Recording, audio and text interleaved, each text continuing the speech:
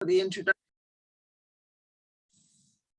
Thank you, Karina, for the introduction. I'm now going to share my screen with you, and we're going to start the, okay. So we'd like to welcome everyone. As you come in, please put your name and where you're from in the chat. Some of you had already done that. I noticed there are some people from Dublin, from the Netherlands, from Germany, from the UK. So welcome everyone, and we hope to welcome you as you come in. Please put your name and your country or where you're from into the chat. So I'd love to introduce myself and Lydia. So first of all, I'm going to say who I am, and then I'm going to pass over to Lydia.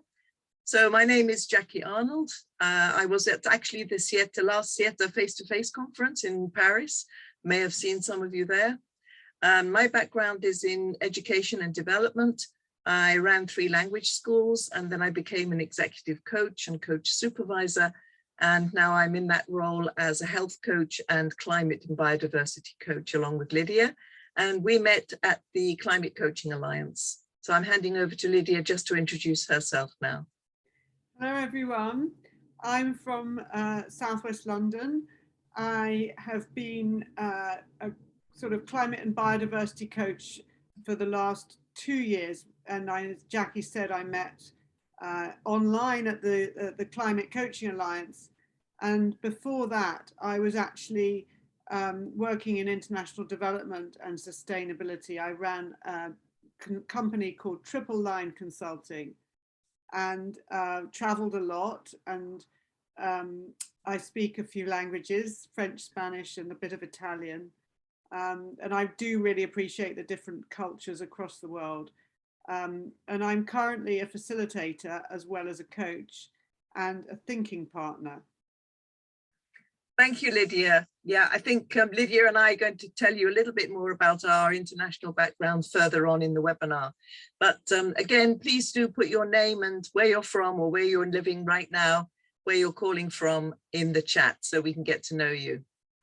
So first of all, we would like to just show you what we're going to be doing today. So our webinar is called Leading with Hope and Heart for Our Fragile Planet. And the content we're going to break down into 3 sections. So the first section is who you are being when considering the fragility of the planet in your conversations. So not what you do, but who you are being. And the second part is going to be what is cross-cultural climate and biodiversity leadership, facilitation and coaching, what we mean by that. And the third section is how can your practice best serve humanity and the planet at this critical time? And so to look at how you might have a greater positive impact as a global facilitator, leader and coach working internationally. So those are our 3 sections. And after each section, we're going to have a top tip. And we hope that you will perhaps write down at the end of each section your own top tips so you can make notes and take that away with you. So first of all, Lydia and I have both got a global reach. We both work remotely and internationally with coaching clients mainly, but we also facilitate courses, webinars, podcasts, and we do a bit of writing and broadcasting as well. And one of the things that we've noticed is the language around climate change and biodiversity. And we want to highlight the fact that sometimes we talk about nature as it, and we don't feel that's very appropriate. We think it's nicer to call it she because it's a female planet, and most people refer to it. Certainly in Europe, we don't know how it is in Asia, Australia, or America. It may be different, but certainly around Europe, it's mainly referred to as she. So we quite like that. And we also noticed that in some of the books we've read, I've got one here actually, which I don't like. You know, it says the new climate war, and we don't like the warmongering. We don't like the words around it that are warlike. We prefer to talk about it in terms of positivity, empowerment, and finding ways that we can act and we can be in order to support the planet for future generations. And we are also sensitive to different worldviews, having worked in various places. Lydia's worked in Brazil and various other countries. I've worked globally and in Asia mainly, and we'll come back to that. But I'm sure all of you too have got an international background, otherwise you wouldn't be members of SIETAR. So we'd like to invite you. So those of you who are just joining us, please do put your name and where you're from in the chat, and we'll come and see where you're from later. Okay, so section 1, we're going to start with who are we being? Now we might think of ourselves as coaches, facilitators, teachers, tutors, professionals. And of course, we all have got different roles in our own world. But Lydia and I believe that our relationship with nature over the past 2 years has really changed as a result of much of the media coverage, of the competitions that are going on, of various countries stepping up and really promoting incredible initiatives that are changing the world that we live in very rapidly. Obviously, not changing it as much as we would like, but certainly to a great extent. So our relationship with nature has changed, and the work we do is definitely changing as a result.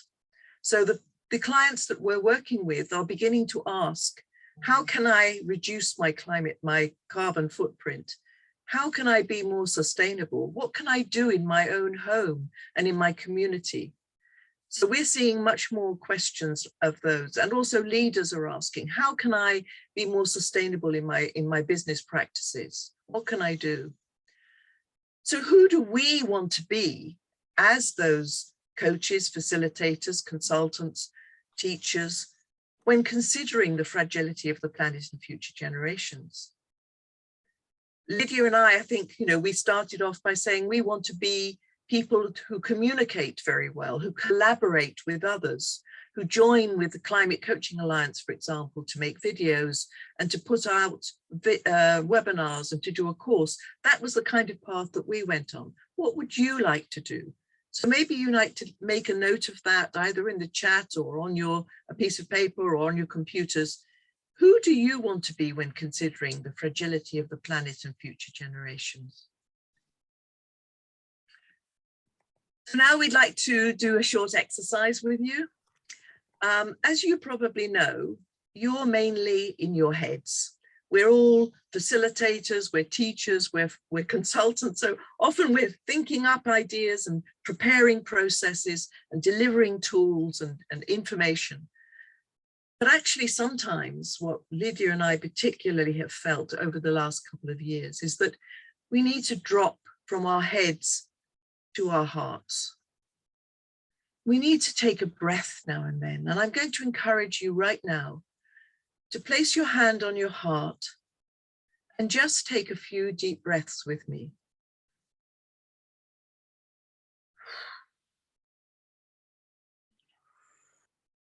In and out, and just drop from your heart into your gut, because you're from neuroscience, we know that we have a brain in our head and in our heart and in our gut. And actually, when we have those three aligned, we are the best that we can be. So just take a moment to put your hand on your heart, take a couple of deep breaths, and notice your state and how it changes when you're coming from your heart as well as your head. And when you support others, the energy that you bring into your sessions, whatever work you're doing, will affect the other person's state of mind. And today, we rush from one thing to another. We have appointments here and appointments there. We have videos here. We have tutorials here. We have classes here. And we run from one to another. And we don't take the time to drop from our head to our heart so that that heartfelt connection is made between you and the people you're working with. So we really do encourage you to go down that road. So just maybe take a deep breath for a minute and take a pause just here and just notice the times where you are rushing and where you might actually just take a pause and drop down into your heart and make that connection.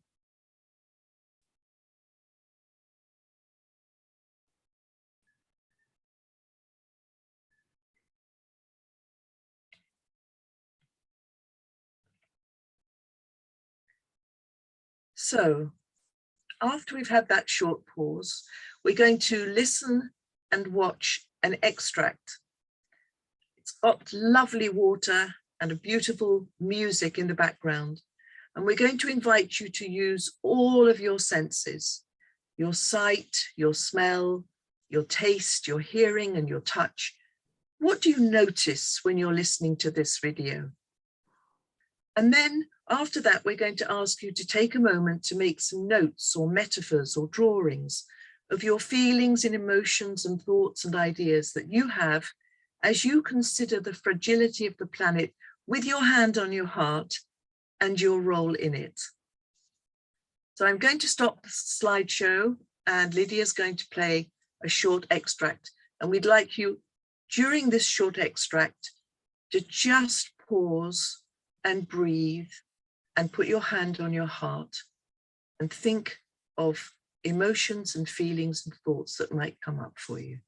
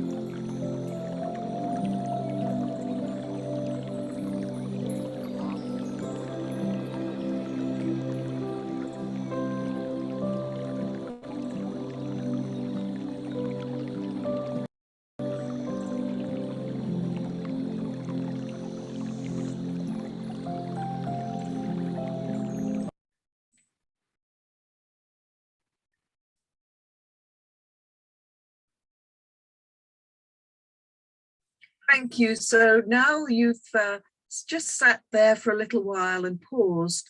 Perhaps you could think of a metaphor for you in your role when you encompass climate and biodiversity into your role and you bring nature in. How might you bring nature in? And who would you be if you were doing that? That would be different from who you've been up to now when you bring nature in and you come from your heart and you make that connection. We're just going to give you a couple of moments to think about that and write down a metaphor or a thought or a feeling. And then we're going to ask you to put it into a Menti board. So I'm going to ask Lydia and Karina if they would like to just organize that. And we're going to ask you then to put your thoughts, about 3 words, 3 times, into the Menti Beta. We've put the link in the chat so that you can click on it and access the Menti Beta.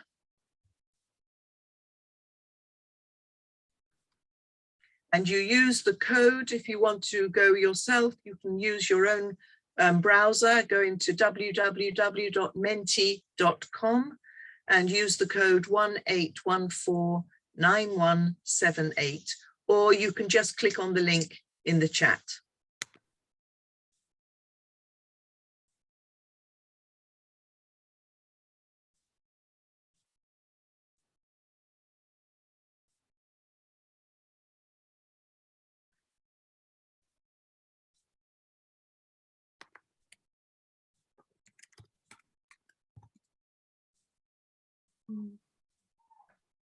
Is everybody able to access the Mentimeter? If you're not, just put it in the chat if you're having trouble.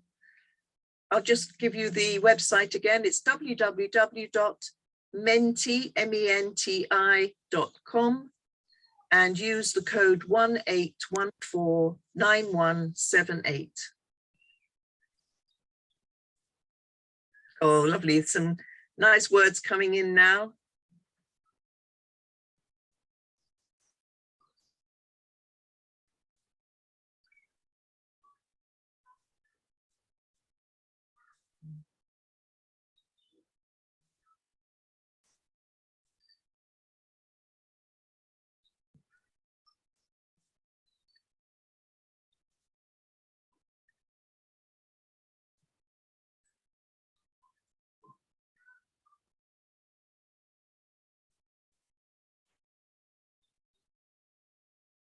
And if you notice, the words that are bigger, those are the words that come up more often. So if they're repeated, they get bigger. So we've got quite a lot of big ones here.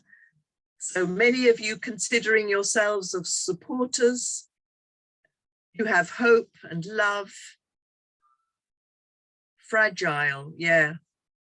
Everything is very fragile at the moment, isn't it?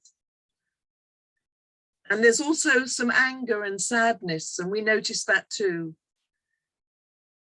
Connection, support, heart, sensitivity.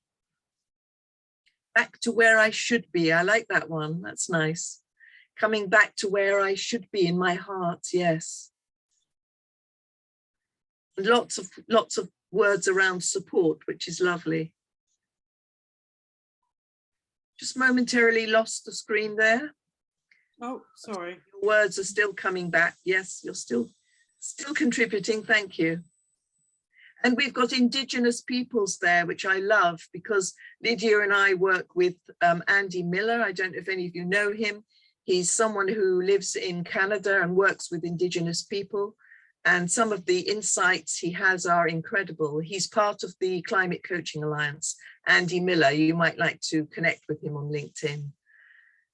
So I love some of these words, and we're not going to go into it in any great detail, but the ones that seem to be coming up are peace, love, hope, supporter, back to where I should be.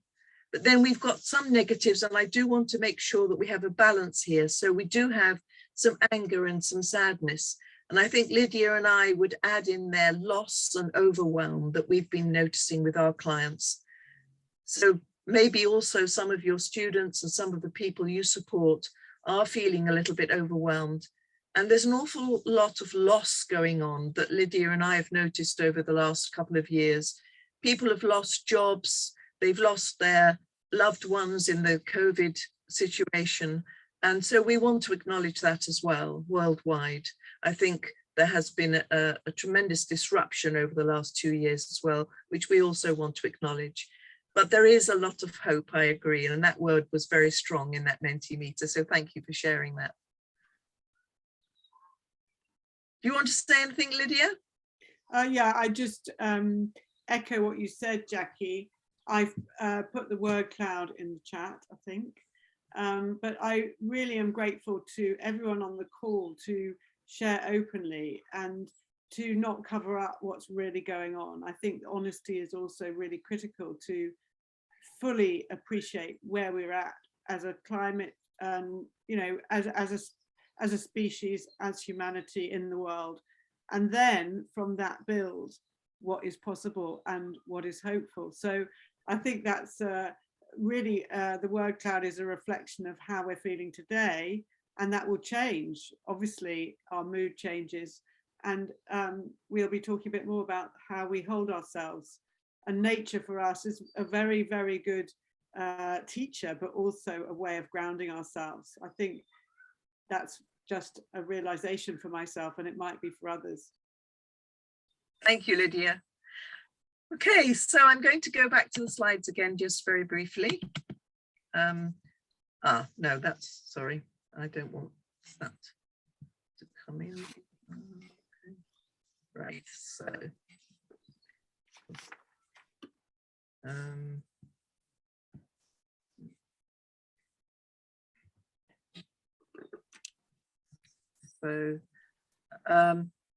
Right, so the next slide, the next section we're coming on to is a different section. So first of all, I want to, before we go on. We can't see the slides, Jackie. No, I'm not showing them just at the minute. Before we go on, what we would like you to do is think of a learning as we go along from each section. And as we come to the end of section 1, what we would love you to do is just to pause for a minute and to think of what you have learned in the first section, your top tip And we have a top tip as well, is what are we seeing, what's emerging for us? And our top tip is connecting with our hearts, we've just done, and the inspiration that we derive from being in nature, which we believed changes our relationship with those we work with. That's our top tip. And what we've done, Lydia and I, over the past 2 years, is that we've taken our clients outside. So we're both coaches and facilitators. And what we do when we work one-to-one is we invite our clients to walk outside with us in nature, to take the phone, perhaps, rather than the screen, and to walk outside with us. And I know you can't always do that with the people that you're supporting, but maybe thinking about, if you can't actually physically go outside, and I would encourage you to do that as much as possible, if you could bring nature in some way. Now, I know Lydia has some lovely flowers she might like to show you on her desk. Yes, there we go. Lily has brought some of her garden in, which is beautiful. And at the back of me, I've tried to bring a plant. I always try to bring some kind of piece of nature. I bring colored stones sometimes in from the mountains where I also have a second home. And so I bring that in as well. And it's a wonderful way of expanding people's knowledge to say, bring something of nature, something that really means something to you, into the room. Great. So now we're going to go on to section 2. So we'll just give you a little bit of a pause there just to think of something while I just get the slides again.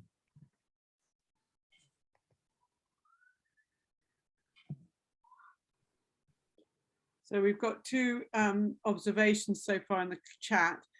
Closely observing nature from Yvonne, and Ursula says, slowing down, calming down, focusing on what really matters. That's lovely.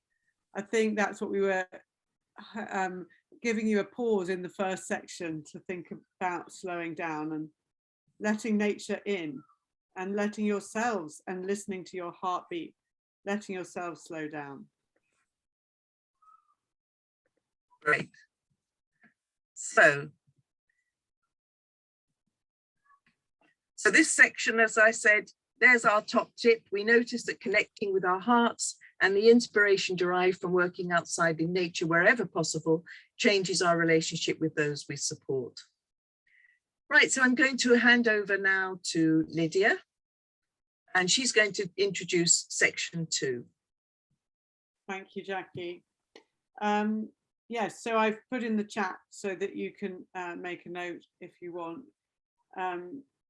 What is cross-cultural climate and biodiversity leadership, facilitation, coaching?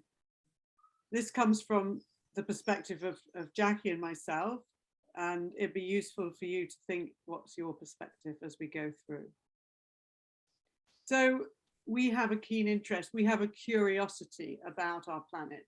And actually yesterday I was in central London and I went into the Natural History Museum, which is just inspiring. If you have a chance to go anywhere that you haven't been for a while, that inspires you, that's what we like to do, to see new things, to see with new eyes. As Joanna Macy says, the world around us is changing fast, and actually it's really encouraging to keep on reading and learning and seeing the possibilities that are emerging, as well as the sadness, holding the sadness, but learning how things are changing. And in the UK, I learned yesterday that there's a GCSE, a qualification in school about our fragile planet. It's going to be called Natural History, I think. And that's just exciting that things are moving forward on education. I'd be interested to hear what's going on in your own cultures and contexts. As Jackie said as well, we're looking at heart-based awareness. We're not just thinking about where we are intellectually and where we are in terms of theory. We're also looking at what our emotions are saying and where we are in terms of our presence in nature, or with our clients, with our if we're teaching, how do we show up in the classroom? Where are we at when we enter the room, virtually or physically, of where we are meant to be when we're supporting others? And that could be in many forms: facilitating, teaching, learning, participating in some way in conversations. We all show up in a certain way. So we're really listening to ourselves and watching ourselves and getting feedback from each, Jackie and I and others around the world have given us feedback. How are we? What's our presence? And we know that there's inequality in the world. We know that we're in a privileged position. And I feel some empathy, a lot of empathy. I know that in different parts of the world, climate is changing and is threatening lives, is causing migration. Fires are going on, storms, weather is becoming far more severe and far more frequent. And we feel that, and we hear news about it. We've also got the war in Ukraine and many other parts of the world, Ethiopia, to name a few. I know that there is a concern, a crisis in some ways, but we are looking at the hope as well as the sadness, as Jackie said.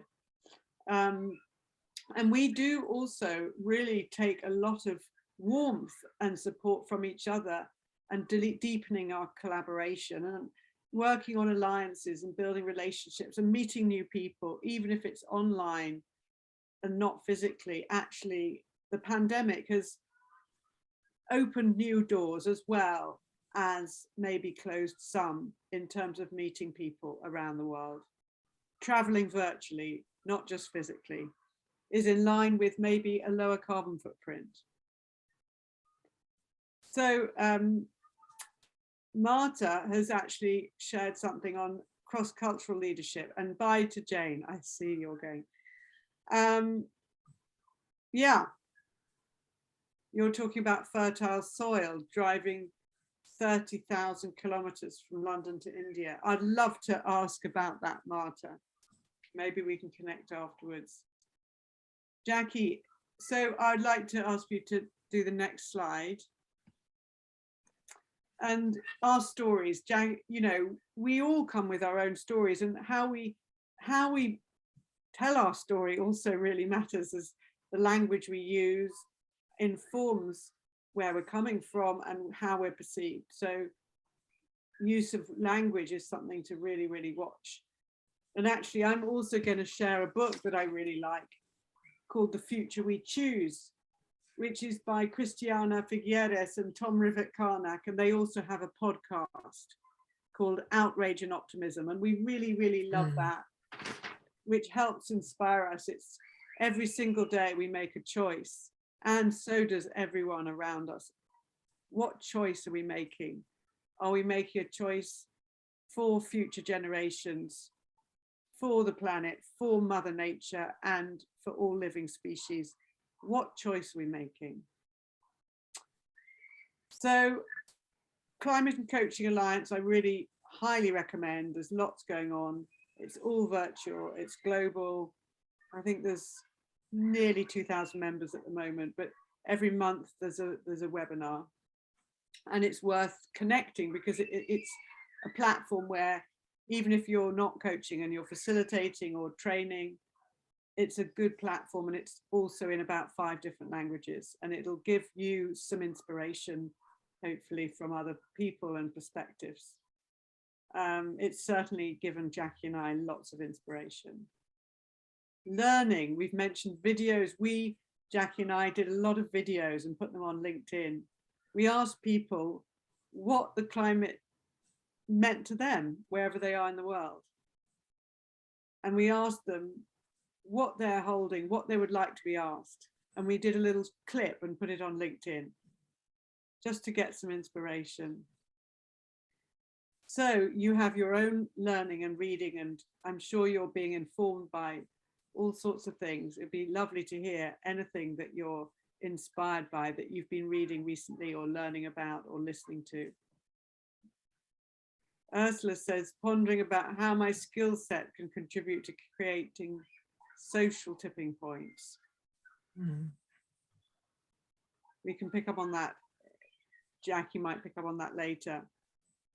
I think everyone comes with a different skill set, and bringing your own creativity and knowledge and lifelong learning in can always contribute. We have a lot more influence than we think we do. Social tipping points, collaborative tipping points, connection tipping points, working on listening and connecting, and how to hold the space for others. Rather than leading from fear, leading from love and leading from hope. That's something that we're trying to do, and it's a journey, it's an ongoing learning. There's no end point. So we want to also mention that Jackie and I are doing a course, we're delivering a course on climate biodiversity coaching, and we'll put the link at the end of this webinar into the chat. We reflect on our own meaning and purpose, and we often go into nature and we just sit there or walk in nature and then stop. And then we learn and we listen. Birds singing, what are they saying? A butterfly pollinating, what is it going to do next? Where's the butterfly? What type of butterfly? Noticing nature really is inspirational. And Lydia, just wanted to mention the global statement, the global joint statement as well. Just at this point, because the coaching and supervision and mentoring organizations globally, I don't know if you're aware of it, but they have made a statement committing themselves to collaborative action and to have a collective voice on the climate and biodiversity crisis. And if you wanted to go and have a look at that, that's on www.jgsg.one. And the link is just there. But it's very heartening because we've got a lot of organizations now joining us in that collaboration. And we are starting to set up roundtable discussions, which is very exciting, so that we can collaborate and not be a separatist organization, either a coaching here and a mentoring there and a supervision there and an industry here. No, we want to come together and collaborate and really create a movement. So please go on to both of those websites to have a look, because we know that you'll be inspired by them. Right. Thank you, Jackie. And Jackie is really one of the global leaders on this issue, if you want to connect with her later on. So what are we holding on to and letting go of in our conversations in relationship with nature? I'd like to pause, and maybe you can write in the chat what you're holding on to and what you're letting go of.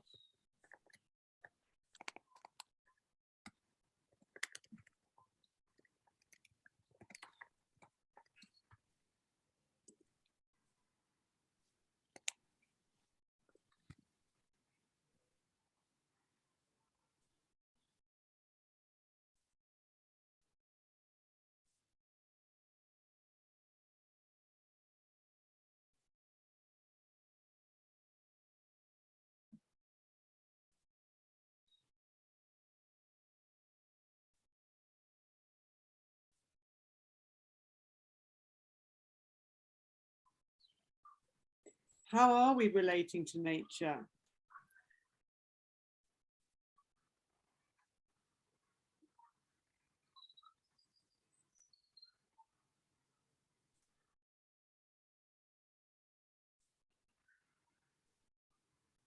Yes, that's lovely, Marta. We're understanding nature as a resource and not a source.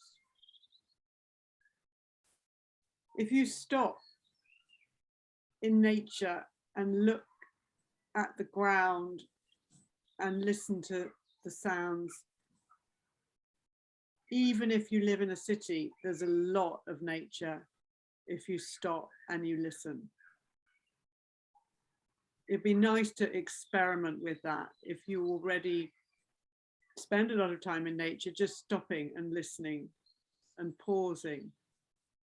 And then if you're not in nature, repeating the exercise Jackie did of putting your hand on your heart and breathing and slowing down and thinking what that means for ourselves, for our connection with others, for our connection with nature and other species. What does it mean if we slow down? I think Lydia and I, we've just recently done the deep time walk training. You might find that in your countries because it's a global organization. It's called Deep Time Walk. So it might be worth you having a look at that website. Excuse me, I've got a helicopter going over.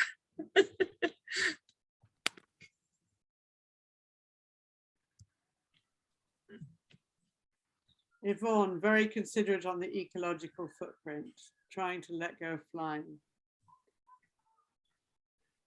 The global order, Zaira, is holding on to too much onto the economic output instead of the spiritual connection to nature. That's right.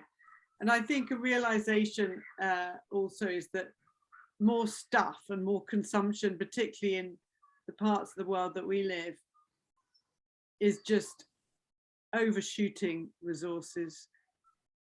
I think it's July, the end of July, that the Earth, that people are overusing the resources that the planet has every year. So we are overshooting, and therefore stopping and thinking the choices that we have and how we might work with others and what we might be having conversations about helps think through that. And that's what we're doing and why we're doing it, Jackie and I. And everyone has their own perspectives, and everyone is definitely welcome to share their perspectives. The top tip we're putting for this section is be courageous and take risks, as the planet and future generations need us. What is your top tip? We'd love to hear some of your top tips from wherever you are. What would you say was your top tip if you were facilitating a webinar on climate change and biodiversity loss? We'd love to hear them in the chat. So do put your own thoughts in the chat. Be active in the be active in the yes, fight, letting go of stuff. Yes. Very good answer. And Earth Overshoot Day in Netherlands was in April. Oh my goodness. Oh, goodness. That's a wake-up call. Okay, Jackie, do you want to turn to section 3?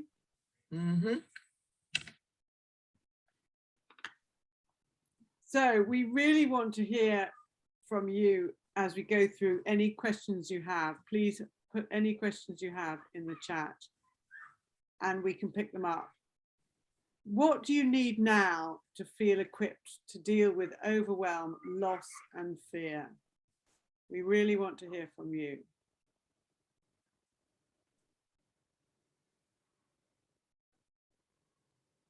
We're now in the final section. If you've got a paper, I'm going to put it into the chat.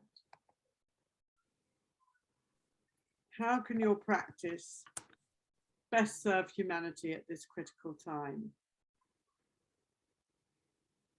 Ursula's top tip: join an organization that fights for climate protection. And anchor, value also small steps and start doing something different. Yes. Yeah, small steps. I think that's a really important point. You know, I think that's what Lydia and I discovered when we started working together, that little steps make such a difference. And don't think that because you feel you can't take huge steps that you're not doing any good. But, you know, it's like when we're working with our clients, they want to take steps towards being carbon neutral or being more diverse or whatever it is they want. We always start with small steps, and it's great if you start with one step, another step will happen and people will collaborate with you.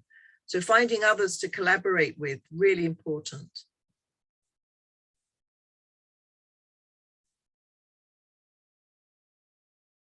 I think we've got a couple of comments in the chat, Lydia. Yeah, so Yvonne is saying, have meaningful conversations with anyone. It's also all about emotions around the theme and threat. Absolutely.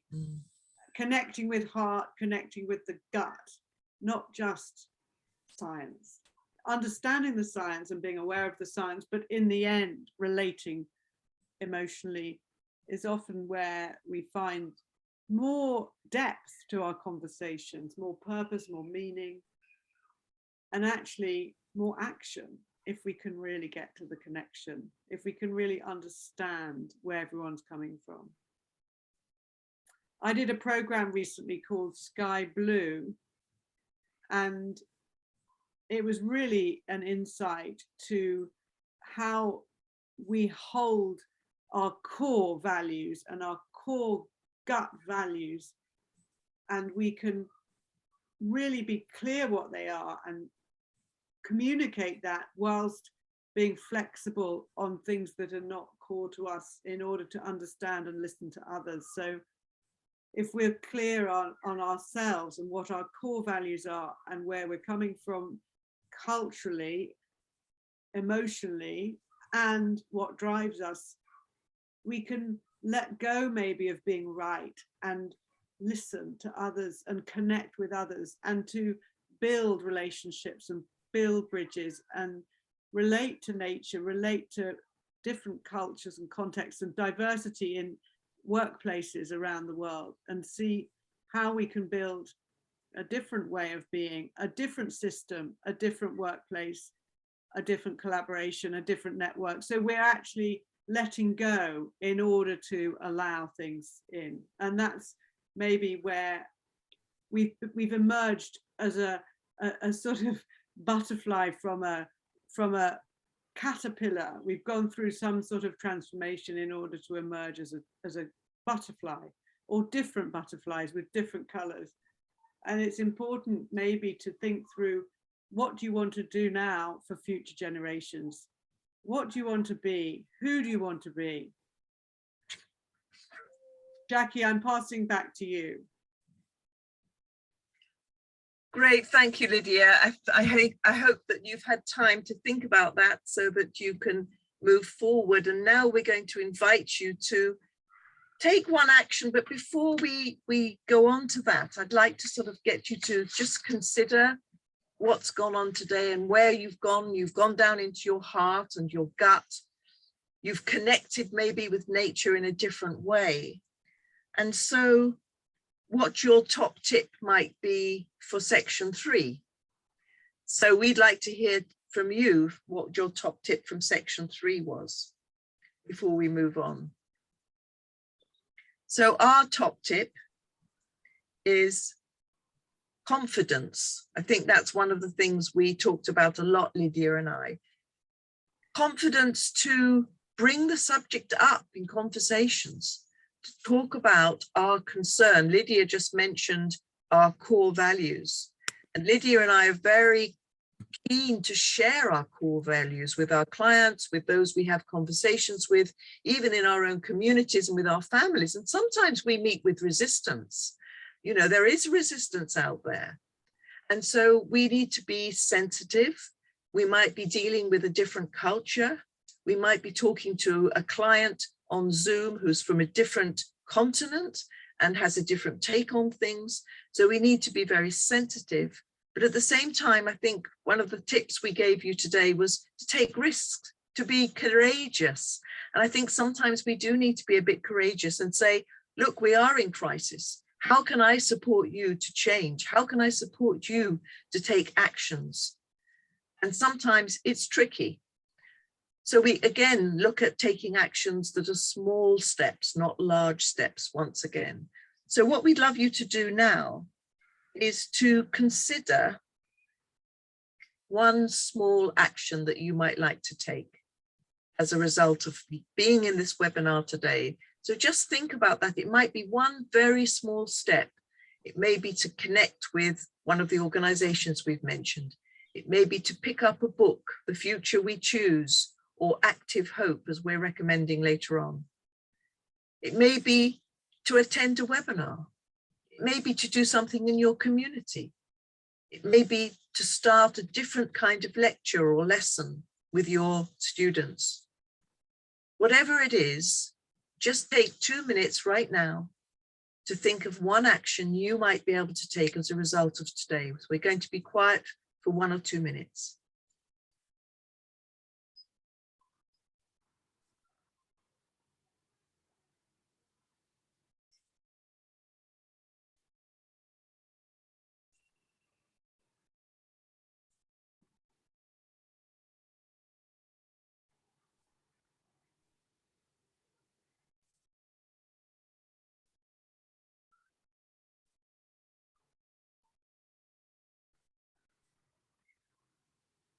And do please share in the chat.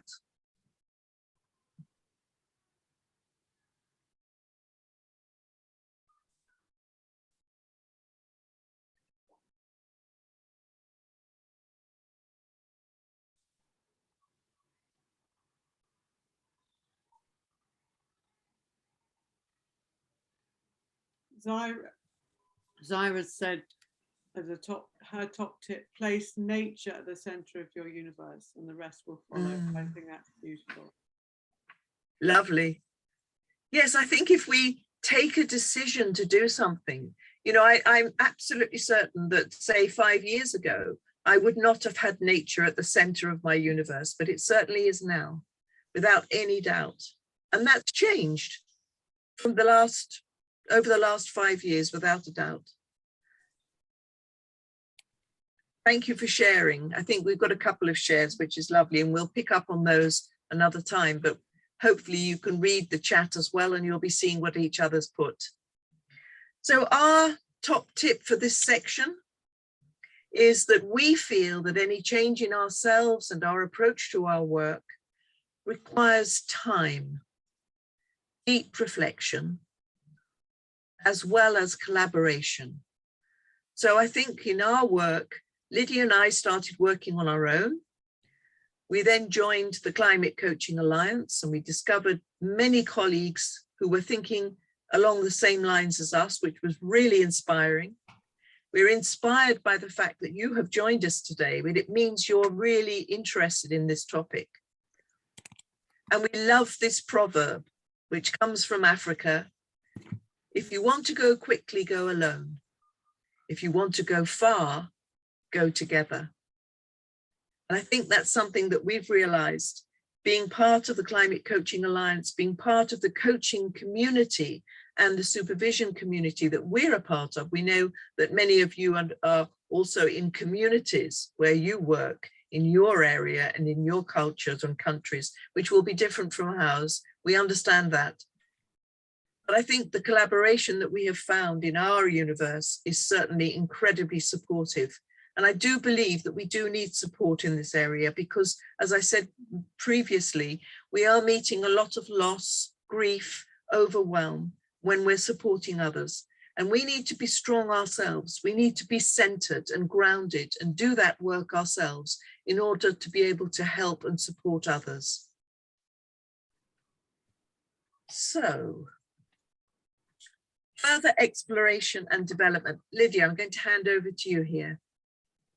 Yeah, thank you, Jackie. We've mentioned a few resources as we went along, and we will be, well, I think you will get the slides afterwards. And Active Hope is a book that we really love. Actually, Jackie, I don't think you can you see me? But anyway, yes, there's a diagram here, which is from the book Active Hope, and it's starting with gratitude. So it's just lovely to think of where we are each day, where we're grateful for things we eat, for things we're doing, and who we're being, and our water, our air, our flowers, they're all sustaining us, and the soil under our feet. So we love that book, and there's a course that they offer. We also love, as I said, Christiana Figueres and Tom Rivett-Carnott, The Future We Choose. And The Good Ancestor is a fantastic book. Jackie has written a book, Tomorrow's Global Leaders Today, and that's with Elaine Patterson. And then finally, we put in the chat about a course that Jackie and I are going to be running, and it's the second time we've run it. We started actually last year, and we've now got International Coach Federation accreditation, and it's starting on the 24th of May.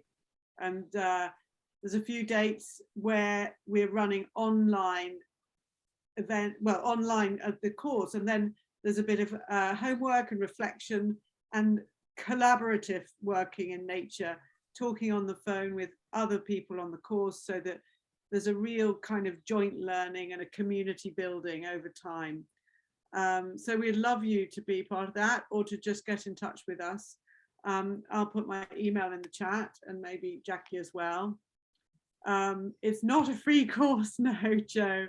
But, you know, do connect with us. We are offering some scholarship places if you are not able to pay. But we're very grateful to the any questions you have, we are able to answer now. We're very grateful to SIETAR for this opportunity to be part of this webinar with you. So please feel free, get in touch, and if you have any questions, now is the time to ask in the chat. And I'll put yes, please put your questions in the chat, because we'd be really happy to answer them. You know, over the last 2 years, we've gained quite a bit of knowledge, of background. We've read a lot, we've done a lot of research, we've talked to a lot of people, we've done many interviews with scientists, coaches, consultants, trainers. So we have got quite a lot of knowledge, so we would love to answer any questions you have. So please feel free and put them in the chat. I'm just going to check the chat now, see what we've got.